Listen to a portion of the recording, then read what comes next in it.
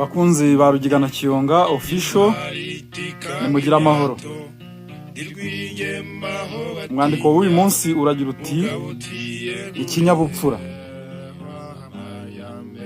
Ikinyabupfura ni umuco w'umuntu utuma imyifatire ye ishimisha abandi aho bari hose, kikagaragaza uburere bwiza, kikarinda umuntu kwandavura no kwiyandarika. Iby'ubupfura abantu bose barabikunda bakabishima, ariko ntibabigenze kimwe mu Rwanda. Iyo umuntu agendereye undi agera ku irembo agasuhuza, baba bariyo bakamwikiriza, agakomeza akaramukanya nabo asanze mu rugo. Umukuru niwe uramutsa umuto, undi akikiriza, kuramukanya biri kwinshi. Bagira bati amashyo, usubiza ati amashongori, cyangwa bagira bati gira abana, gira umugabo, gira umugore, gira inka. Izi ndamukanyo zose zikirizwa ngo aho ubukristo bwadukiye, bamwe bagira bati Yezu akuzwe, bakikiriza bati iteka, abandi bati Yesu ashimwe, abandi bagasubiza bati Yesu ashimwe, abandi ngo assalamu alaikum, abandi bati assalamu alaikum wa rahmatullahi wa barakatuh. Muri iki gihe abandi bati salama maniga, abandi bati washonnye se. Ni byinshi cyane ukurikije uko imico igenda itandukana.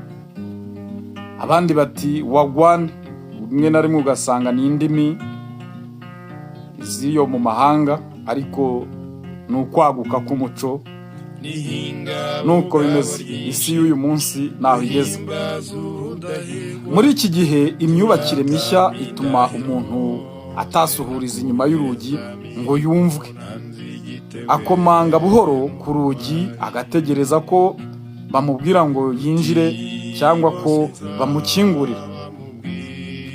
Ibyo kuramukanya byarangira bagaha umushyitsi icyo yicaraho bakamufungurira iyo babishoboye, bakamufungurira iyo babishoboye.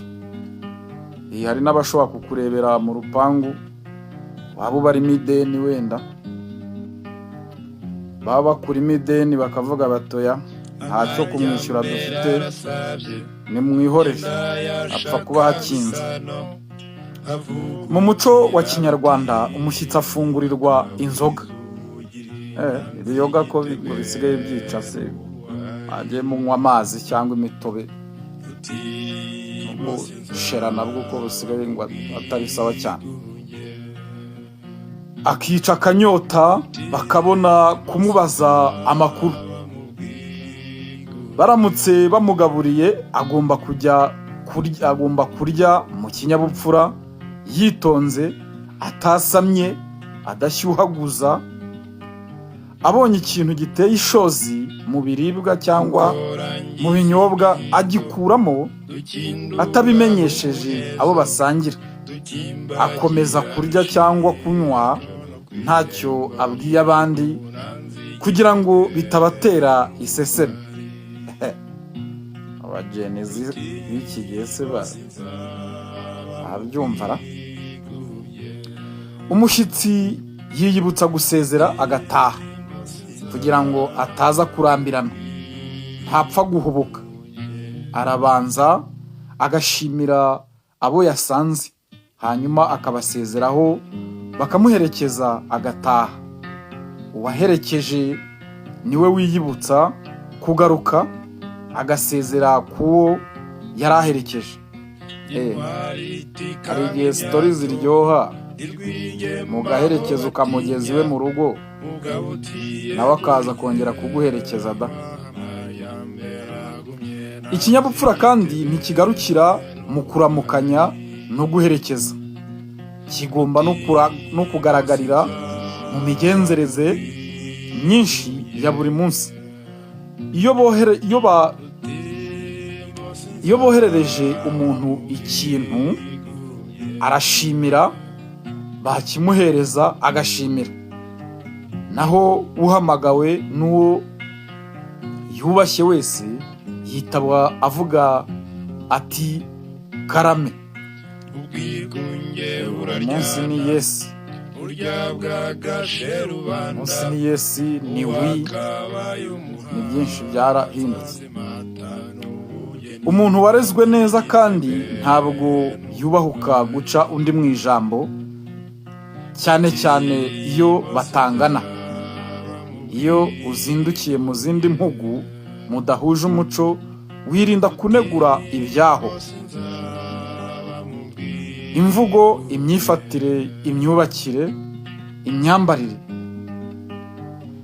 Niyo ugize icyo ugaya cyaho kandi ugomba kukivuga, ubishakira uburyo bukwiye.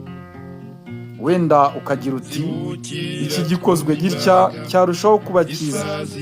Niba uri mu modoka, irinde kubyigana no gusakuriza abandi. Yo ntago bizishe.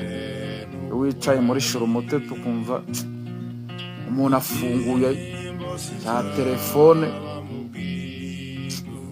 umva ashyizemo ibintu by'ubugori bya bindi ngo umva azanye inkuru zamvaye nanjye, kandi hari abasaza bavuye kwa muganga sha.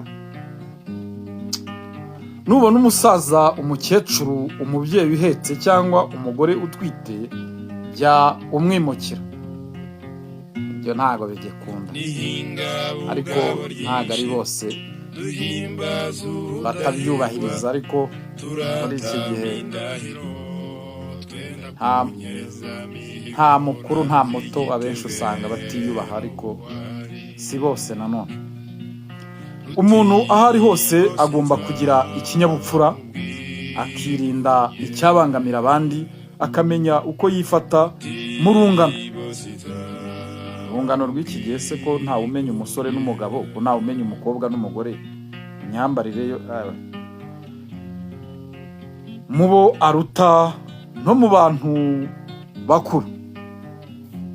Ewe wa mwanditsi we, wavuga y'ubuki ntiyarya inzuki.